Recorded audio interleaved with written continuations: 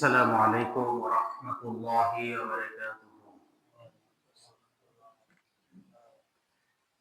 نحمده ونستعينه ونستغفره ونعوذ بالله من شرور أنفسنا ومن سيئات أعمالنا. من يهده الله فلا مضل له ومن يضلله فلا هادي له. ونشهد أن لا إله إلا الله وحده لا شريك له. ونشهد أن سيدنا وحبيبنا ومولانا محمدا عبده ورسوله الذي أرسله بالحق بشيرا ونذيرا وداعيا إلى الله بإذنه وسراجا منيرا. وقد قال الله تعالى في كلامه المجيد وفرقانه الحميد: أعوذ بالله من الشيطان الرجيم. بسم الله الرحمن الرحيم. ما كذب الفؤاد ما رأى أفتمارونه على ما يرى ولقد رآه نزلة أخرى عند سدرة المنتهى عندها جنة المأوى إذ يغشى السدرة ما يغشى ما زاغ البصر وما طغى لقد رأى من آيات ربه الكبرى إن الله وملائكته يصلون على النبي يا أيها الذين آمنوا صلوا عليه وسلموا تسليما. درود إبراهيم. اللهم صل على محمد وعلى آل محمد كما صليت على إبراهيم وعلى آل إبراهيم إنك حميد مجيد. اللهم بارك على محمد وعلى آل محمد كما باركت على إبراهيم وعلى آل إبراهيم إنك حميد مجيد. ও মদিনার বুলবুলি কেমনে তোমায় রই ভুলি, দিন কাটে আর রাত কাটে ওই বেদনার ফুল তুলি, কেমনে তোমায় রই ভুলি। আল্লাহুম্মা সাল্লি আলা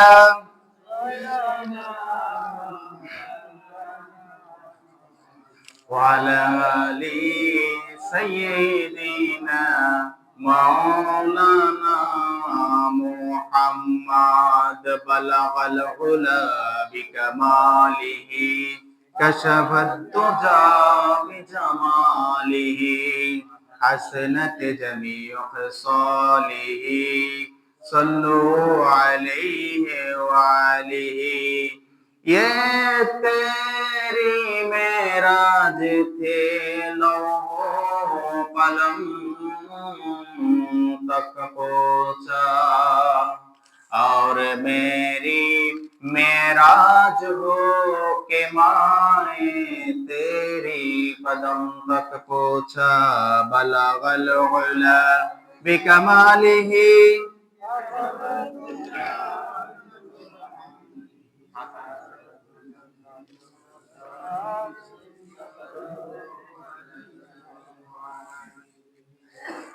সকল প্রশংসার মালিক কে? আল্লাহ। সে আল্লাহর প্রশংসা করব, রাজি আছি তো? আল্লাহ তাআলা আমাদেরকে আবারও একটি সপ্তাহ পরে রজব মাসে, গত সপ্তাহে বলেছি আরবি 12 মাসের মধ্যে পবিত্র এবং আল্লাহর কাছে প্রসিদ্ধ 4টা মাস, সেই 4টা মাসের মধ্যে রজব অন্যতম একটা। সেই রজব মাসের দ্বিতীয় জুমাতে আল্লাহ তাআলা আমাদেরকে তার ঘরে মসজিদে আমাদেরকে সুস্থতার সাথে পৌঁছে দিয়েছেন। এই জন্য আমরা সেই মালিকের দরবারে কালেমাতুশ শুকর আদায় করব। আমরা সবাই বলছি আলহামদুলিল্লাহ। মুআজ্জাজ মুসল্লি ভাইয়েরা, গত সপ্তাহে আমি কথা বলেছি আমার মেরাজের উপরে, ইসরার উপরে প্রথম খুতবা ছিল। তো আমি সেখানে বলেছি আপনাদেরকে যে প্রত্যেকটা জায়গায় একটা ক্লাসরুম, একটা কি ক্লাসরুম, শ্রেণীকক্ষ। এই যে আপনারা যে আমার কাছ থেকে এই যে কোরআন এবং হাদিসের বয়ানগুলো শুনতেছেন, এগুলো কি জ্ঞান অর্জন না? জ্ঞান অর্জন কিনা? জ্ঞান অর্জন। আপনি যা কিছু শিখবেন এটাই আপনার অর্জন। আপনি যা কিছু শিখছেন এটাই জ্ঞান, এটা যা অর্জন করছেন এটাই হচ্ছে আপনার অর্জন। সুবহানাল্লাহ বলেন। সুতরাং প্রত্যেকটা জায়গায় একটা কি ক্লাসরুম। আমরা যখন শিক্ষা প্রতিষ্ঠানে আমরা যখন ক্লাস করি, একজন শিক্ষক থাকে কয়জন? শ্রেণীকক্ষে কয়জন থাকে? একজন। আর ছাত্রছাত্রী অনেক থাকে কিনা? থাকে। ওই একজনের কথা বলে বাকি সবাই শুনে। একজন জ্ঞান বিতরণ করে, বাকি সবাই জ্ঞান কি করে? অর্জন করে, আহরণ করে। এই জন্য তেমনি ভাবে এই যে আপনারা মসজিদ এখানে আমার সামনে বসেছেন, আমি এই যে জ্ঞান বিলাচ্ছি, উপকারী জ্ঞান, এটাকে বলা হয় ইলমান নাফিয়া। ইলমান নাফিয়া। কিছুদিন আগে হাদিসটা বলেছিলাম যে মানুষ মৃত্যুর পরে 3টা সওয়াব, 3টা কাজের সওয়াব কি থাকে? জারি থাকে। তার মধ্যে অন্যতম আরেকটা হচ্ছে কি? ইলমান নাফিয়া, উপকারী জ্ঞান। এই যে আমি আপনাদের সামনে বসে এখন কোরআন হাদিসের জ্ঞান বিতরণ করতেছি, এগুলো সব উপকারী জ্ঞান। আমার মৃত্যু হয়ে যাবে কিন্তু আল্লাহ তাআলার দরবারে আমি কবরে বসে বসে এই সবগুলো পাবো। সুবহানাল্লাহ। এই জন্য এই উপকারী জ্ঞান আপনি যেখানে যেখানে শুনেন সেখানে বসে যাবেন। মনে রাখবেন কোরআন এবং হাদিস থেকে যদি একটা শব্দ শিখতে পারেন এটাই আপনার লাভ। সুবহানাল্লাহ। সম্মানিত হাজিরিন, তো মসজিদ আমার একটা ক্লাসরুম। আমি মনে করি আমার মুসলিম ভাইয়েরা, আপনারা আমাকে এখানে বসিয়েছেন আপনাদেরকে কোরআন থেকে শোনানোর জন্য, হাদিস থেকে শোনানোর জন্য, ঠিক কিনা? নাকি আমার ইচ্ছা কাহিনী বানিয়ে বানিয়ে বলবো? কোরআন এবং হাদিস থেকে। মানে আমরা কোথায় কথা বলবো? কোরআন এবং হাদিস থেকে। এই মেরাজটা হচ্ছে সেরকম কাসাসুল কোরআন। ইচ্ছা কাহিনী কি আমরা এক কথায় আমরা মানে ফেলে দেই না। হ্যাঁ, কাসাসুল কোরআন যেগুলো আছে, কোরআনের বর্ণিত কিচ্ছা কাহিনী যেগুলো আছে, যেমন অন্যতম আরেকটা কিচ্ছা হচ্ছে আপনার ইউসুফ জুলাইখা, আছে কিনা? আছে। সত্য কিচ্ছা, এগুলা আয়াতের তাফসীরের সাথে চলে আসে, এগুলা বলা যাবে। তারপরে সূরা বনী ইসরাইল এবং সূরা নজম, এখানে মহানবী সাল্লাল্লাহু আলাইহি সাল্লামের মেরাজ এবং ইসরা সম্পর্কে আলোচনা হয়েছে। তো আল্লাহ তাআলা যে তাকে মেরাজে নিয়েছেন, এটা একটা কাহিনী কিনা? এগুলো হচ্ছে সত্য ঘটনা, এগুলো বলা যাবে। কিন্তু এগুলা বাদ দিয়ে আমি মানুষকে অনেক বেশি ইমোশনাল করার জন্য আবল তাবল বানিয়ে নিজ থেকে যদি বানিয়ে বলি, সেগুলা কখনো সত্যিকারের কোরআন হাদিসের আলোচনা হতে পারে না। তো মুসলিম ভাইরা, গত সপ্তাহে আমরা কথা বলেছিলাম মহানবী সাল্লাল্লাহু আলাইহি সাল্লামের ইসরা থেকে। কি থেকে? ইসরা। তো সেখানে বলেছিলাম ইসরার সীমা কতটুকু, এবং বলেছিলাম যে আজকে ইনশাআল্লাহ আমরা মেরাজকে প্রমাণ করব। আমরা কিসকে প্রমাণ করব? মেরাজকে প্রমাণ করব। কারণ যারা নাস্তিক এবং যারা আপনার রাসূলের মেরাজকে স্বীকার করতে চায় না, অনেকে বলে রাসূলের মেরাজ কাল্পনিক হয়েছে, অনেকে বলে রাসূলের মেরাজ স্বপ্নে হয়েছে, নাউজুবিল্লাহ বলেন। তাদের সামনে দলিল হিসাবে আমার আল্লাহ তাআলা সেই 1450 বছর আগে তার কিতাবের মধ্যে তিনি প্রমাণ মজুদ করে রেখেছেন, সুবহানাল্লাহ। তাহলে তাদের সামনে যখন আমরা কোরআন থেকে দলিল দিয়ে দেব, তাদের আর কোনো অস্বীকার করার সুযোগ থাকবে? থাকবে না। আমরা গত সপ্তাহে প্রমাণ করেছি রাসূল আরবি মুহাম্মদ রাসূলুল্লাহ সাল্লাল্লাহু আলাইহি সাল্লামের মেরাজ কি ছিল? সত্য ছিল। কি ছিল? সত্য ছিল। এবং গত সপ্তাহে বলেছি ইসরা সম্পর্কে। ইসরা হচ্ছে যে মক্কা আল মুকাররমা থেকে মসজিদুল আকসা পর্যন্ত।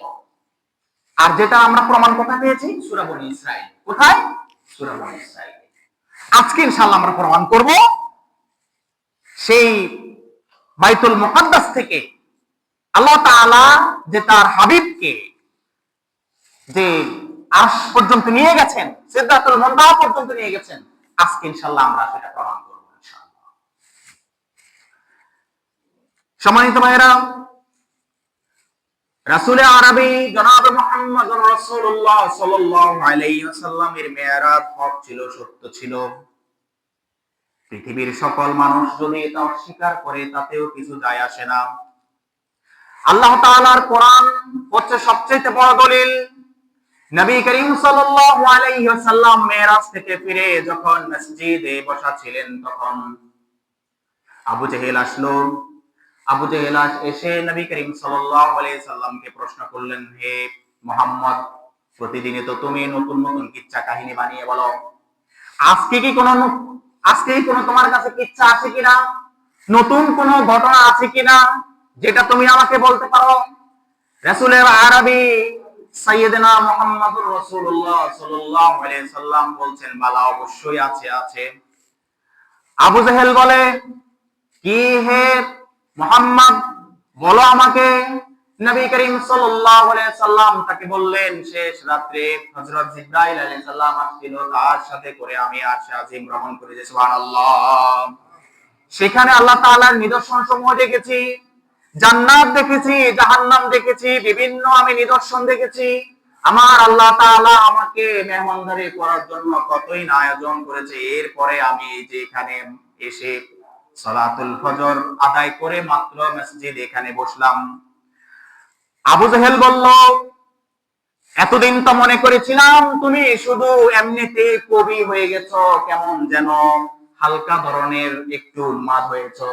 আজকে তুমি যে ঘটনা বলেছো, আমার মনে হয় তুমি পুরা পাগল হয়ে গেছো। নাউজুবিল্লাহ বলেন। আবু জেহেল আমার নবীকে বললেন, হে মুহাম্মদ সাল্লাল্লাহু আলাইহি ওয়াসাল্লাম, তুমি আমার কাছে এতক্ষণ যে ঘটনা বলেছো, আমি কি এটা অন্যদের কাছে গিয়ে বলে বেড়াবো কিনা? আমার নবী সাইয়েদনা মুহাম্মদুর রাসূলুল্লাহ সাল্লাল্লাহু আলাইহি সাল্লাম বললেন, হ্যাঁ, বলতে পারো, কোনো সমস্যা নাই।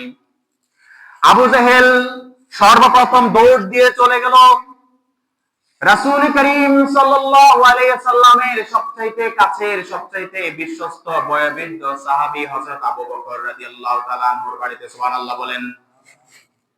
আবু জেহেল গিয়ে আবু বকর রাদিয়াল্লাহু তাআলা আনহুকে বললেন, হে আবু বকর, শুনেছো নাকি মুহাম্মদ সাল্লাল্লাহু আলাইহি সাল্লাম প্রতিদিনই তো নতুন নতুন ঘটনাগুলা বানিয়ে বলে।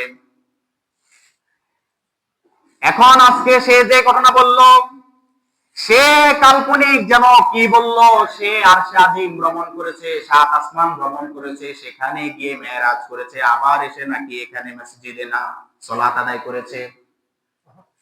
তোমার কি মনে হয় আবু বকর রাদিয়াল্লাহু তাআলা আনহু কোন কথা না বলে আবু জেহেলের গায়ের মধ্যে এভাবে খপ করে দৌড়লেন, দৌড়ে আবু জেহেলকে নিয়ে নবী করিম সাল্লাল্লাহু আলাইহি সাল্লামের কাছে চলে গেল। তাকে ধরে নিয়ে গিয়ে তার সামনে নবী করিম সাল্লাল্লাহু আলাইহি সাল্লামকে হযরত আবু বকর রাদিয়াল্লাহু তাআলা আনহু প্রশ্ন করলেন, হে আল্লাহর রাসূল সাল্লাল্লাহু আলাইহি সাল্লাম, আবু জেহেল গিয়ে আমার কাছে বলল, আপনার নাকি মেরাজ হয়েছে, আপনি নাকি এভাবে আপনি বলেছেন। নবী করিম সাল্লাল্লাহু আলাইহি সাল্লাম হযরত আবু বকরকে বললেন, হ্যাঁ, আমি এভাবে বলেছি, সত্য। হযরত আবু বকর রাদিয়াল্লাহু তাআলা আনহু চিৎকার করে বললেন, হে আল্লাহর রাসূল, আপনি যা বলেছেন সত্য বলেছেন, অবশ্যই আপনার মেরাজ হক হয়েছে। সুবহানাল্লাহ। আল্লাহু আকবার বলেন। কত বড় বিশ্বাসের কথা এটা। হযরত আবু বকর রাদিয়াল্লাহু তাআলা আনহুর এত দৃঢ় চিত্ত, এরকম আত্মবিশ্বাস সম্পন্ন একটা স্বীকারোক্তির পরে নবী করিম সাল্লাল্লাহু আলাইহি ওয়াসাল্লাম সাথে সাথে হযরত আবু বকর রাদিয়াল্লাহু তাআলা আনহুকে বললেন, হে আমার আবু বকর, তুমি আজকে থেকে শুধু আবু বকর নয়, তোমার নাম সিদ্দিক। সুবহানাল্লাহ। তোমার নাম কি? সিদ্দিক। সিদ্দিক মানে সত্যবাদী। সিদ্দিক অর্থ কি? সত্যবাদী। তুমি আমার থেকে ঘটনাটা শুনে এক সেকেন্ড তুমি ভাবার সময় নাও নাই, তুমি আমাকে বলে দিয়েছো, হে আল্লাহ রাসূল, আপনি যে বলেছেন আপনার মেরাজ সত্য হয়েছে, আপনার জবান মোবারক দিয়ে বেরিয়েছে, আমি আবু বকর এখানে এক মুহূর্ত আমি আর এটাকে অস্বীকার করি না, অবশ্যই আপনার মেরাজ সত্য হয়েছে। আল্লাহু আকবার। ঈমান কাকে বলে দেখেছেন? আবু বকর ঈমানের সাহাবী। সে আবু বকর, আবু জেহেল মনে করেছিল যে রাসূলের সবচেয়ে কাছে তো থাকতে হচ্ছে আবু বকর। আবু বকররা যদি কোনোভাবে যদি আমার দলে নিতে পারি বুঝাইয়া বাঁচাইয়া, তাহলে রাসূলের বিরুদ্ধে প্রপাগান্ডা ছড়ানোর জন্য, মিথ্যাচার করার জন্য মক্কায় আমার সাথে সবচেয়ে বড় রাসূলের ডাইনার চলে আসছে, ঠিক কি না? কিন্তু হযরত আবু বকরের ঈমান এত মজবুত ছিল, আমার আপনার মতো এত হালকা ঈমান ছিল না, খুবই শক্ত ঈমান ছিল। জ্বলন্ত আগুনের মধ্যে যদি তাদেরকে ফেলে দেওয়ার যদি ভয় দেখানো হতো, তারপরেও তারা ঈমান থেকে এক চুল পরিমাণ নড়তো না। সুবহানাল্লাহ। সেই আবু বকর হযরত আবু জেহেলকে ডিনাই করে দিয়ে বলল, হে আবু জেহেল, তুমি মিথ্যাবাদী, তুমি প্রতারক, তুমি ধোঁকাবাজ। অবশ্যই অবশ্যই আমার রাসূল যা বলেছেন তা সত্য, আমার রাসূলের ইসরা হয়েছে, মেরাজ সত্য হয়েছে। সুবহানাল্লাহ। তারপরে যখন অন্যান্য সাহাবায়ে কেরাম রিদওয়ানুল্লাহি তাআলা আলাইহিম আজমাইন যখন শুনলেন নবী করিম সাল্লাল্লাহু আলাইহি সাল্লামের মেরাজের ব্যাপারে, প্রত্যেক সাহাবী এক কথাই বলে দিয়েছে, আল্লাহর রাসূলের জবান মোবারক দিয়ে বেরিয়েছে, এটাই সত্য, এটাই বাস্তব সত্য। আমরা এখানে বিনা বাক্যে, বিনা সন্দেহে আমরা বিশ্বাস করেছি। আল্লাহু আকবার। কত বড় মানে সেনসিটিভ বিষয়, মানে বুঝতে পারছেন? এটাই হচ্ছে ঈমান। তো সময়ত ভাইরা আমার, আমরা প্রমাণ করব রাসূলের মেরাজ যে সত্য হয়েছে।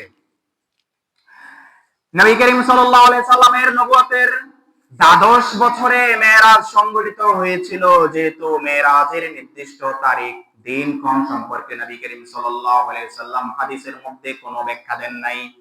তিনি যেহেতু কোনো ব্যাখ্যা দেন নাই, আমরাও এটা নিয়ে কোনো বিতর্ক করব না। কিন্তু রজব মাসে নবী করিম সাল্লাল্লাহু আলাইহি সাল্লামের মেরাজ হয়েছে, এটার উপরে আপনাকে ঈমান রাখতে হবে। সুবহানাল্লাহ। আল্লাহ তাআলা সূরা নজমের 11 নম্বর আয়াতের মধ্যে বলছেন, মা কাযাবাল ফুআদু মা রাআ।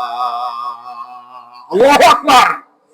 আল্লাহ তাআলা বলছেন, সে যা দেখেছে, আমার হাবিব যা দেখেছে, আমার বন্ধু, আমার দোস্ত নবী মুহাম্মদ সাল্লাল্লাহু আলাইহি সাল্লাম যা দেখেছে, তার অন্তঃকরণ সেই সম্পর্কে কোনো মিথ্যা বলে নাই। তিনি যা বলেছেন অবশ্যই সত্য বলেছেন। সুবহানাল্লাহ।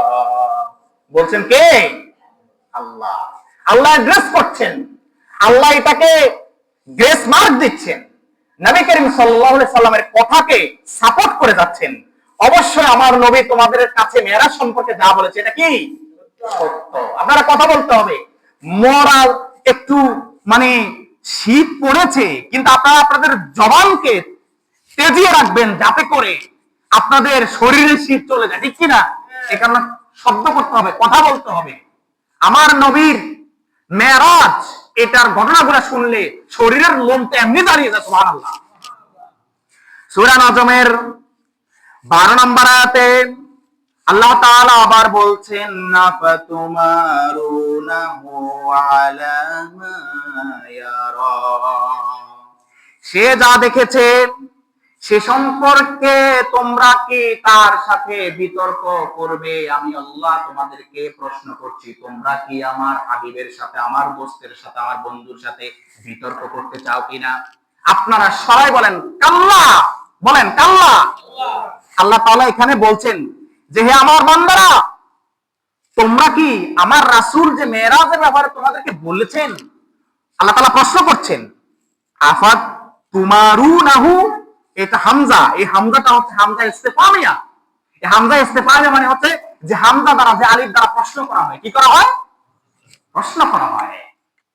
আল্লাহ তাআলা বলছেন আফাতুমারুনাহু আলা মা ইয়ারা, আমার হাবিব যা বলছেন, আমার হাবিব যা দেখেছেন সেটা যে তোমাদের কাছে বলেছে, তোমরা কি সেই ব্যাপারে তার সাথে কোনো বিতর্কে লিপ্ত হবে নাকি? আমরা আমার নবীর উম্মত হিসেবে আমরা আল্লাহ তাআলার এই প্রশ্নের উত্তরে আমরা সবাই এখানে সাক্ষ্য দিচ্ছি। সবাই আমার সাথে বলেন কাল্লা। কাল্লা মানে কি? কখনো না। কাল্লা মানে কি? কখনো না।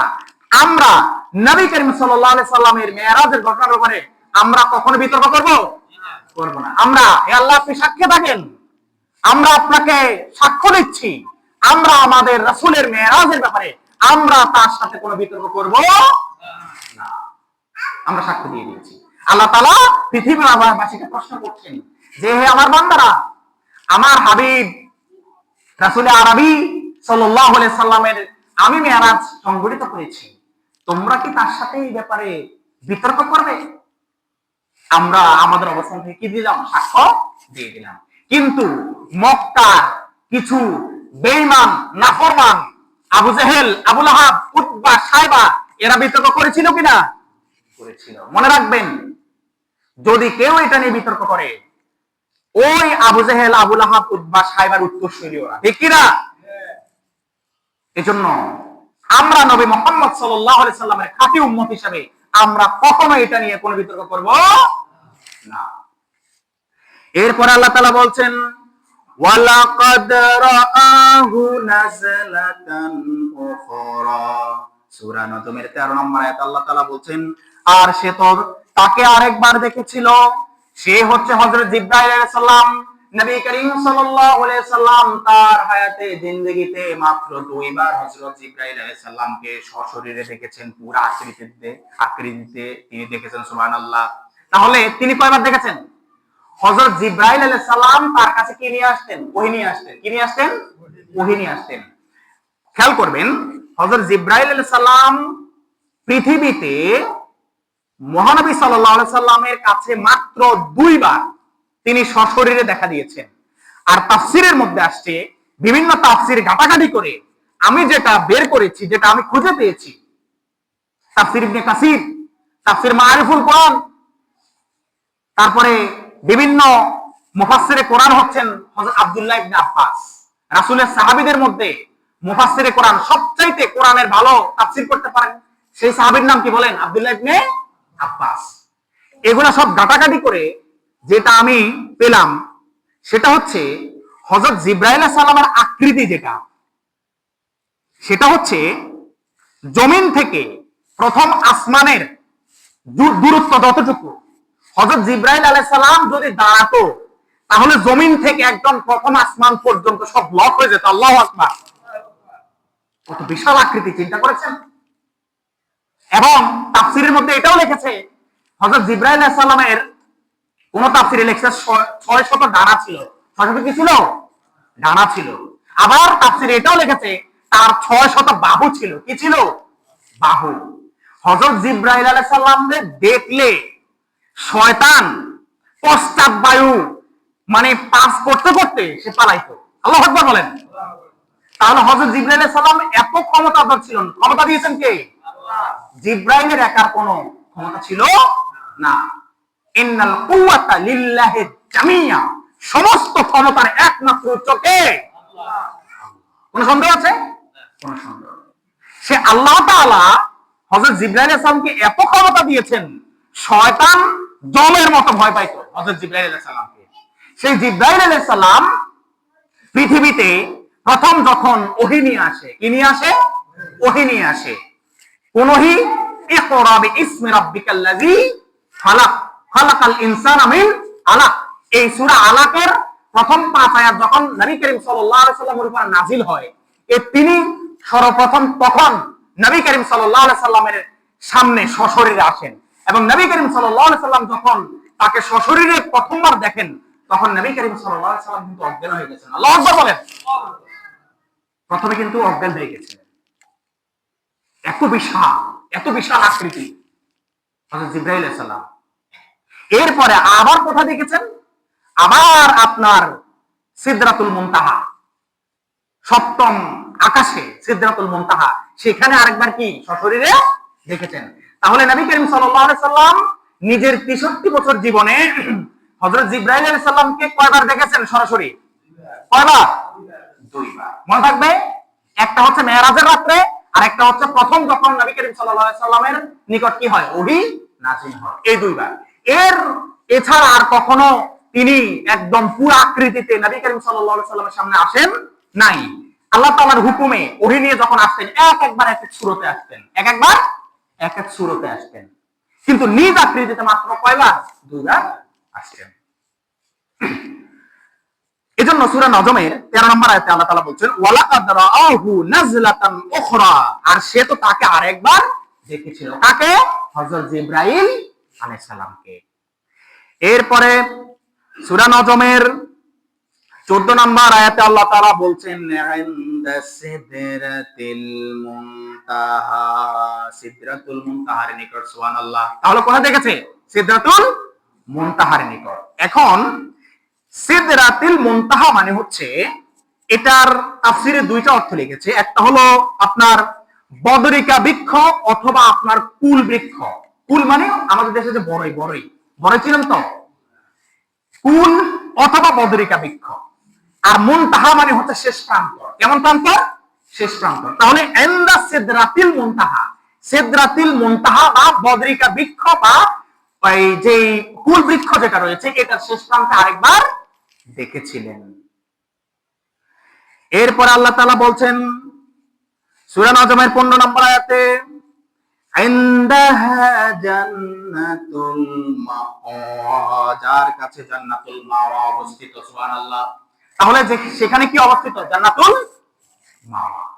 তাহলে তাফসিরে জান্নাতের বর্তমান অবস্থান সেটা হচ্ছে, জান্নাতের অবস্থান হচ্ছে আল্লাহ তাআলার আরশে আজিমের নিচে, 7 আসমানের উপরে। সুবহানাল্লাহ বলেন। তাহলে সিদরাতুল মুনতাহা যেটা, এই সিদরাতুল মুনতাহায় সেখানে জান্নাতুল মাওয়া আছে। এটা আল্লাহ তাআলা এখানে অ্যাড্রেস করছেন সূরা নজমের 15 নম্বর আয়াতে।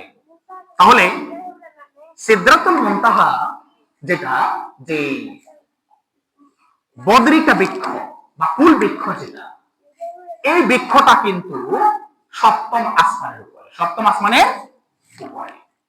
এখন আসেন, নবী করিম সাল্লাল্লাহু আলাইহি সাল্লাম যখন আপনার এই মেরাজ করেছিলেন, তখন এই ফাঁকে দিয়ে কিন্তু আমি সরাসরি আয়াতের তাফসীরগুলো করছি, আমি পুরো ঘটনার দিকে যাচ্ছি না, কারণ আমার সময় কিন্তু কম। আর আমি চাচ্ছি আজকের খুতবার মধ্যেই এই চ্যাপ্টারটা শেষ করার জন্য। তো সংক্ষেপে আরেকটা কথা বলছি যে নবী করিম সাল্লাল্লাহু আলাইহি সাল্লামের যে 7 আসমান যে পাড়ি দিলেন, সেখানে প্রথম আসমানে নবী করিম সাল্লাল্লাহু আলাইহি সাল্লামের সাথে বিভিন্ন নবী রাসূলগণের সাথে সাক্ষাৎ হয়েছিল, এবং সেখানে কি করেছেন? সেখানে তাদের সাথে সালাম এবং দোয়া বিনিময় করেছেন। কি করেছেন? সালাম এবং দোয়া বিনিময় করেছেন। নবী করিম সাল্লাল্লাহু আলাইহি সাল্লাম যখন প্রথম আসমানে উপনীত হন, তখন তার সাথে সাইয়েদনা হযরত আদম আলাইহিস সালামের সাক্ষাৎ হয়েছিল। সুবহানাল্লাহ। এরপরে যখন দ্বিতীয় আসমানে পৌঁছান, সেখানে দুইজন নবীর সাথে দেখা হয়েছিল। একজন হচ্ছেন হযরত ইয়াহিয়া আলাইহিস সালাম, আরেকজন হচ্ছেন হযরত ঈসা আলাইহিস সালাম। সুবহানাল্লাহ। তাহলে প্রথম আসমানে কে? বলেন, হযরত আদম আলাইহিস সালাম। দ্বিতীয় আসমানে কে? হযরত ইয়াহিয়া এবং ঈসা আলাইহিস সালাম। এরপরে নবী করিম সাল্লাল্লাহু আলাইহি সাল্লাম যখন তৃতীয় আসমানে পৌঁছান, সেখানে সাইয়েদনা হযরত ইউসুফ আলাইহিস সালামের সাথে তিনি সাক্ষাৎ লাভ করেন। সুবহানাল্লাহ। এরপরে যখন চতুর্থ আসমানে আমার নবী, দয়াল নবী যখন পৌঁছান, সেখানে হযরত ইদ্রিস আলাইহিস সালামের সাথে তিনি সাক্ষাৎ লাভ করেন। সুবহানাল্লাহ। তাহলে তৃতীয় আসমানে কে? বলেন, হযরত ইউসুফ আলাইহিস সালাম। তৃতীয় আসমানে কে? হযরত ইউসুফ আলাইহিস সালাম। চতুর্থ আসমানে হচ্ছে হযরত ইদ্রিস আলাইহিস সালাম। এরপরে আমার নবী সাইয়েদিনা মুহাম্মদুর রাসূলুল্লাহ সাল্লাল্লাহু আলাইহি সাল্লাম যখন পঞ্চম আসমানে যখন উপনীত হন, তখন সাইয়েদিনা হযরত হারুন আলাইহিস সালামের সাথে দেখা হয়। সুবহানাল্লাহ। এরপরে যখন ষষ্ঠ আসমানে আমার আপনার দয়াল নবী রাসূল আরবি সাল্লাল্লাহু আলাইহি সাল্লাম যখন উপনীত হন, সেখানে হযরত মূসা আলাইহিস সালামের সাথে দেখা হয়। সুবহানাল্লাহ। তাহলে ষষ্ঠ আসমানে কার সাথে দেখা হয়? হযরত মূসা আলাইহিস সালামের সাথে। সপ্তম আসমানে সাইয়েদনা হযরত ইব্রাহিম আলাইহিস সালামের সাথে দেখা হয়। আল্লাহু আকবার। তাহলে হযরত ইব্রাহিম আলাইহিস সালামের সাথে কোথায় দেখা হয়? সপ্তম আসমানে।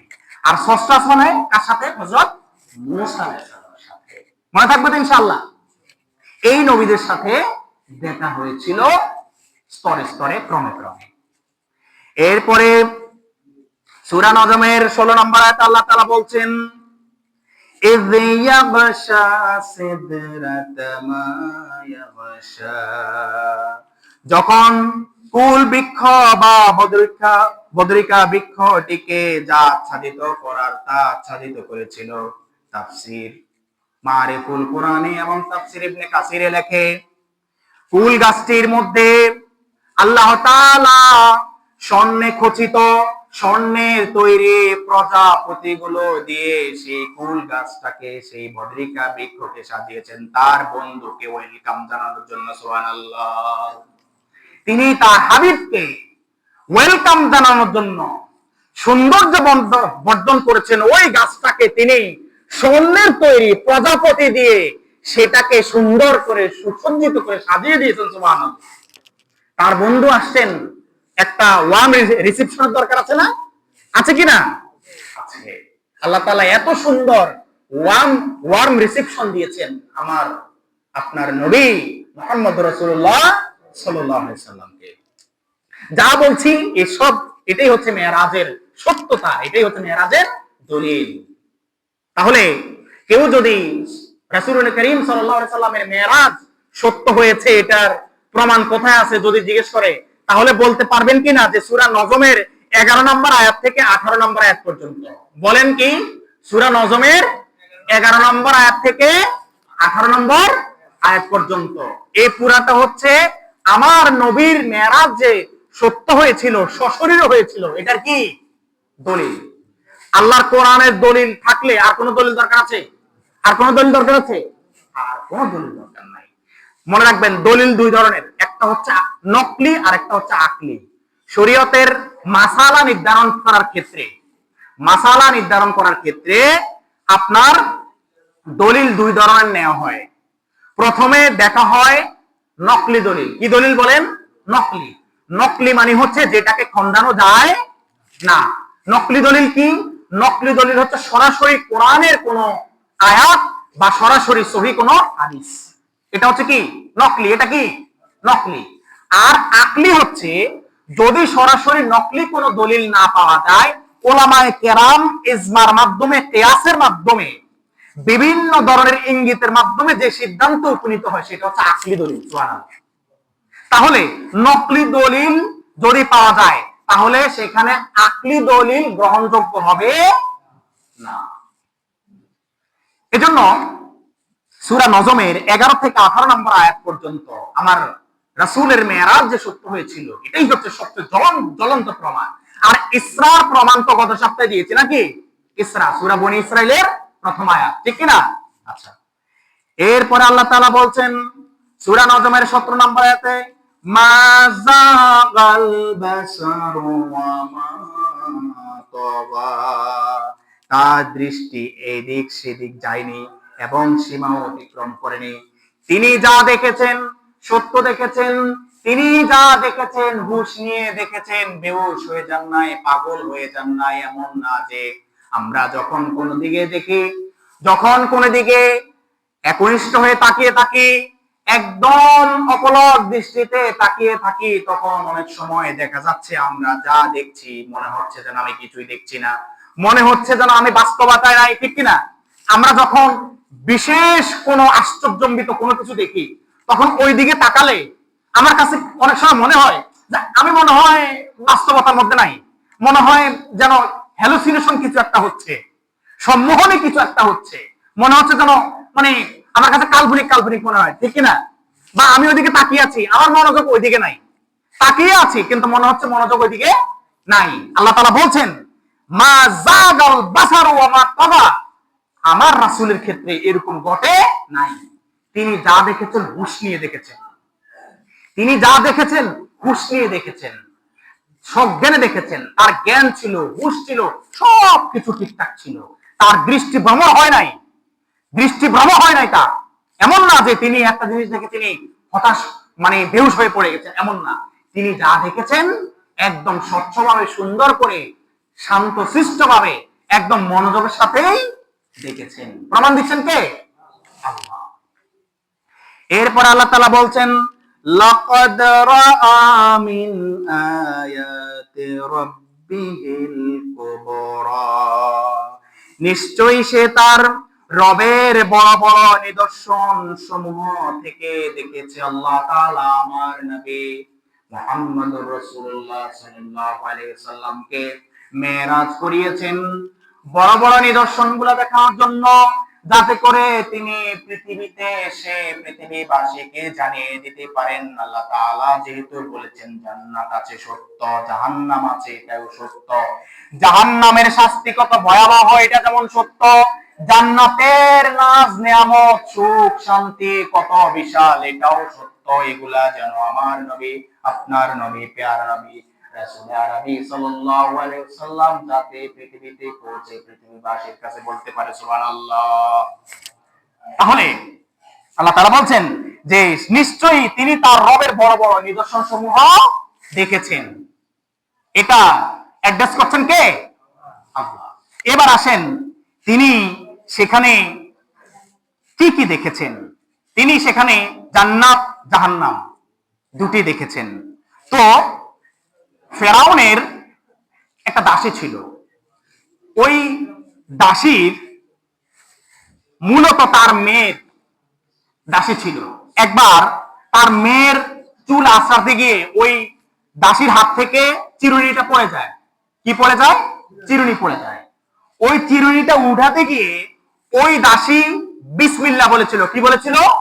বিসমিল্লাহ বলেছিল। এটা যখন ফেরাউনের কানে গেছে, তখন ফেরাউন ওই দাসীর, ওই মহিলা একে একে সবগুলা সন্তানকে আগুনে নিক্ষেপ করেছে। সর্বশেষ তার কোলে একটা বাচ্চা ছিল। কোলে একটা কি ছিল? বাচ্চা ছিল। ওই বাচ্চার জবান আল্লাহ তাআলা খুলে দিয়েছেন সুবহানাল্লাহ। ফেরাউন একে একে ফেলছে কেন? যে হে দাসী, তুমি, ফেরাউন তো বলতো আনা রাব্বুকুমুল আ'লা, বলতো কিনা আমি হচ্ছি মিশরের সবচেয়ে বড় খোদা, আমার চেয়ে বড় খোদা কেউ নাই। ফেরাউন বলল তুমি একটু আগে বিসমিল্লাহ বলেছো, আমার তুমি নাফরমানি করেছো, আমার প্রভুত্বকে তুমি মানো নাই। তুমি যতক্ষণ পর্যন্ত আমার প্রভুত্ব স্বীকার না করবে ততক্ষণ পর্যন্ত আমি তোমাকে শাস্তি দিতে থাকবো। একে একে তার সব সন্তানকে আগুনে নিক্ষেপ করলো। লাস্ট একটা ছোট বাচ্চা ছিল কোলে, আর বলতেছিল ফেরাউন ওই মহিলাকে তুমি এখনো সময় আছে, তোমার এই দুধের শিশুকে আগুনে নিক্ষেপ করার পূর্বে আমার বশ্যতা স্বীকার করো, আমাকে প্রভু বলে মানো, তাহলে ওকে আমি আগুনে ফেলবো না। আল্লাহ তাআলা ওই দুধের শিশুর জবানকে সাথে সাথে খুলে দিলেন। ওই দুধের শিশু তার মাকে বললেন হে আমার মা, একে একে আমার সব ভাইকে ফেরাউন ওই অগ্নিকুণ্ডে নিক্ষেপ করেছে, আমাকেও যদি সেই অগ্নিকুণ্ডে নিক্ষেপ করে তাহলেও তুমি এই জালিম বদমাইশের প্রভুত্ব স্বীকার করবে না। কারণ হচ্ছে তুমি যে বিসমিল্লাহ বলেছো, এই বিসমিল্লাহ হচ্ছে সেই একজন আল্লাহ যিনি সমস্ত জাহান সৃষ্টি করেছেন সুবহানাল্লাহ। সুতরাং আর এই ওর বশ্যতা স্বীকার করে নাই। পরে কি করেছে? ওকেও ফেলে দিল। নবী করিম সাল্লাল্লাহু আলাইহি সাল্লাম যখন মেরাজের রাত্রিতে যখন সেখানে গিয়েছেন, তিনি দেখলেন যে সেখানে ওই দাসী এবং তার সন্তানের সুঘ্রাণ পাওয়া যাচ্ছে সুবহানাল্লাহ। আল্লাহ তাআলা তাদেরকে জান্নাত দিয়ে দিয়েছেন সুবহানাল্লাহ। এটাই হচ্ছে তাদের ঈমান। এরপরে নবী করিম সাল্লাল্লাহু আলাইহি সাল্লাম আবার দেখলেন কিছু মানুষকে স্বয়ং করে বিশাল বিশাল পাথর দিয়ে আঘাত করা হচ্ছে। কি দিয়ে? বিশাল বিশাল পাথর দিয়ে আঘাত করা হচ্ছে। আঘাত করার পরে মাথা চূর্ণ বিচূর্ণ হয়ে যাচ্ছে, আবার একত্রিত হচ্ছে, আবার পাথর মেরে তাদের মাথাকে চূর্ণ বিচূর্ণ করে দেওয়া হচ্ছে। নবী করিম সাল্লাল্লাহু আলাইহি সাল্লাম হযরত জিবরাইলকে জিজ্ঞেস করলেন, হে জিবরাইল, এরা কারা? এদের এত দুর্গতি কেন? এদের এত বড় শাস্তি কেন? হযরত জিবরাইল আমিন বলেন, হে নবী, এরা হচ্ছে আপনার উম্মতের মধ্যে তারা যারা তাদের সালাতের ব্যাপারে, নামাজের ব্যাপারে বেখবর ছিল। সুবহানাল্লাহ। দেখেছেন, আপনি আপনার নামাজের ব্যাপারে উদাসীন। আল্লাহ রাসূল সাল্লাল্লাহু আলাইহি সাল্লাম মেরাজের রাত্রিতে আপনার শাস্তি সামান্য একটু দেখে আসছেন। তিনি আবার বর্ণনা করেছেন যে যারা নামাজের ব্যাপারে উদাসীন, মুয়াজ্জিন মসজিদের দিকে ডাকে, সে যায় বাজারের দিকে। মুয়াজ্জিন মসজিদের দিকে ডাকে, সে যায় হলো ওই যে তাস খেলতে, জুয়া খেলতে, মদ খাইতে, গাঁজা খাইতে, খেলাধুলা করতে। দেখে না, তাদের ব্যাপারে তিনি দেখেছেন এই সমস্ত লোকগুলাকে মানে ফেরেশতারা, জাহান্নামের ফেরেশতারা মাথার মধ্যে পাথর মারতেছে, তাদের মাথা চূর্ণ বিচূর্ণ হয়ে যাচ্ছে, আবার একত্রিত হচ্ছে, আবার মারতেছে, আবার একত্রিত হচ্ছে, আবার মারতেছে। এইভাবে একবারে চলতে থাকবে কিয়ামত পর্যন্ত। ইলা ইয়াউমিল কিয়ামা, কিয়ামত পর্যন্ত এই শাস্তি চলতে থাকবে। তাহলে নামাজের ব্যাপারে বেখবর হলে চলবে? চলবে না। যখনই নামাজের সময় সাথে সাথে মসজিদে চলে আসবেন, না হলে এই শাস্তির সম্মুখীন হতে হবে। এরপরে নবী করিম সাল্লাল্লাহু আলাইহি সাল্লাম আরেকটা ঘটনা দেখলেন যে এক ব্যক্তি রক্তের নদীতে সাঁতরাচ্ছে। কিসের নদীতে? রক্তের নদীতে সাঁতরাচ্ছে, আওড়াচ্ছে, এবং তাকে জোর করে ওই সাঁতরানো অবস্থায় জাহান্নামের ফেরেশতারা পাথর গিলাচ্ছে জোর করে। তার মুখ দিয়ে কি গিলাচ্ছে? পাথর, পাথর গিলাচ্ছে। আমার নবী সাল্লাল্লাহু আলাইহি সাল্লাম হযরত জিবরাইলকে প্রশ্ন করলেন, হে জিবরাইল, এরা কারা? এদের এরকম দুর্গতি কেন? এদের এরকম শাস্তি কেন? হযরত জিবরাইল বললেন, এরা হচ্ছে আপনার বান্দাদের মধ্যে পৃথিবীতে যারা সুদখোর, যারা কি কর? সুদখোর। কিছুদিন আগে আমার সুদের ব্যাপারে দুটো কথা গিয়েছিল, পেয়েছেন কিনা? শুনেছেন। আজকে আরেকটা শাস্তি শুনে নেন। সেখানে সামগ্রিক শুনেছেন, আজকে স্পেসিফিক আরেকটা শুনে নেন। সুদখোর যারা, তারা রক্তের নদীতে সাঁতরাতে থাকবে, হাবুডুবু খেতে থাকবে। ওই হাবুডুবু খাওয়ার ভিতরে জাহান্নামের ফেরেশতারা আপনার মুখের ভিতর দিয়ে পাথর ঢুকাবে, হিলাইয়া হিলাই। আমগো নোয়াখালীর ভাষায় কি বলে? হিলাই হিলাই। ঠিক কিনা? এই জাহান্নামের ফেরেশতারা তার এখানে মুখ দিয়ে পাথর ঢুকাতে থাকবে। এটাই হচ্ছে সুদখোরদের শাস্তি। তাহলে আসুন আমরা নবী করিম সাল্লাল্লাহু আলাইহি সাল্লামের মেরাজ থেকে বাস্তবিক শিক্ষা নিই।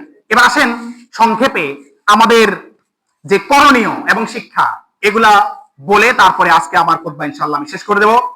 নবী করিম সাল্লাল্লাহু আলাইহি সাল্লাম থেকে যে মেরাজ হয়েছে, তার যে মেরাজ হয়েছে, এখান থেকে আমাদের যে শিক্ষা, এই শিক্ষাটা হচ্ছে আমাদেরকে নামাজের গুরুত্ব দিতে হবে, সালাতের গুরুত্ব দিতে হবে। এখানে ষষ্ঠ আকাশে যখন নবী করিম সাল্লাল্লাহু আলাইহি সাল্লাম মেরাজ থেকে ফিরে যখন আসছিলেন, তখন হযরত মুসা আলাইহিস সালাম তাকে প্রশ্ন করলেন, হে মুহাম্মদ সাল্লাল্লাহু আলাইহি সাল্লাম, আপনি যে আল্লাহর সাথে সাক্ষাৎ করেছেন, আল্লাহ আপনাকে কি দিয়েছেন? তিনি বললেন, আমাকে 5 ওয়াক্ত সালাত দিয়েছেন। কি দিয়েছে? আমাকে 50 ওয়াক্ত সালাত দিয়েছেন। সুবহানাল্লাহ বলেন। হযরত মুসা আলাইহিস সালাম বলেন, না, আপনার উম্মত খুবই দুর্বল, পারবে না, আপনি আবার যান আল্লাহর কাছে। আল্লাহর কাছে গেলেন, যাওয়ার পরে আল্লাহর কাছে বলার পরে আরো 10 রাকাত কমাইছে। এ কত আসলো? 40। আবার ষষ্ঠ আকাশে আসার পরে হযরত মুসা আলাইহিস সালাম বললেন যে এটাও আপনার উম্মতরা পারবে না, ওরা আরো দুর্বল, আপনি আবার যান আপনার রবের কাছে। তিনি আবার গিয়ে আরজি করলেন, এবার আরো 10 রাকাত কমাইছে। এ কত হলো? 30। এরপর মুসা আলাইহিস সালাম আবার বললেন, না, এটাও পারবে না, আপনি আবার যান। মহানবী সাল্লাল্লাহু আলাইহি সাল্লাম আবার গেলেন, তারপরে মানে যাওয়ার পরে আরো 10 রাকাত কমলো। এ কত হলো? 20। মুসা আলাইহিস সালাম বললেন, হে দোস্ত মুহাম্মদ সাল্লাল্লাহু আলাইহি সাল্লাম, আপনার উম্মতরা এটাও পারবে না, এরা খুব অলস, আপনি আবার যান আপনার রবের কাছে। তারপরে গেলেন, যাওয়ার পরে আল্লাহ তাআলা বললেন যে ঠিক আছে, আমি আরো 10 কমাই দিলাম।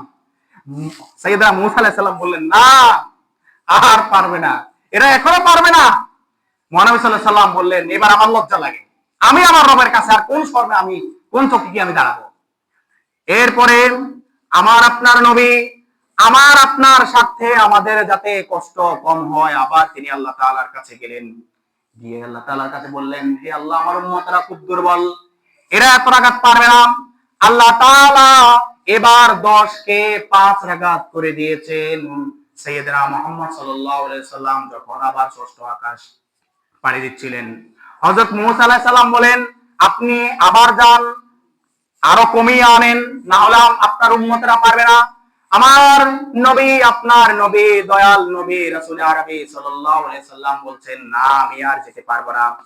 আল্লাহ তাআলা আওয়াজ দিয়ে বললেন, হে আমার রাসূল, হে আমার নবী, হে আমার দোস্ত, আপনার উম্মতেরা যদি 5 ওয়াক্ত যে সালাত আমি আপনাকে দিয়েছি, 5 ওয়াক্ত নামাজ দিয়েছি, এই 5 ওয়াক্ত নামাজ যদি তারা সুন্দরভাবে দৈনিক আদায় করে, তাহলে আমি তাদেরকে এই 5 ওয়াক্তের বিনিময়ে আমি তাদেরকে 50 ওয়াক্তের সওয়াব দিয়ে দেব। সুবহানাল্লাহ। কত বড় দয়া করেছেন, দেখেছেন কত বড় দয়া। 5 ওয়াক্ত পড়বেন ঠিক মতো, সওয়াব পাবেন কত ওয়াক্তের? 50 ওয়াক্তের সওয়াব পাবেন। এত দয়াল নবী, যেই নবী আমার আপনার সুবিধার জন্য, কষ্ট কমানোর জন্য, যেই নবী আল্লাহ তাআলার কাছে এত আরজি করলেন, এত দরখাস্ত করলেন, আমরা আজকে সেই নবীর আদর্শ মানতে গেলে আমাদের খুব কি হয়, সংকীর্ণতা আসে। সেই নবী আমাদেরকে সালাত নামাজ শিক্ষা দিয়েছেন, সেই নামাজের খবর আমাদেরকে রাখতে হবে। তাহলে শিক্ষা, 1 নাম্বার নামাজের গুরুত্ব, 2 নাম্বার ধৈর্যের পরীক্ষা, 3 নাম্বার আকীদার দৃঢ়তা। নবী করিম সাল্লাল্লাহু আলাইহি সাল্লাম এই 3টা জিনিস আমাদের জন্য মেরাজ থেকে নিয়ে আসছেন।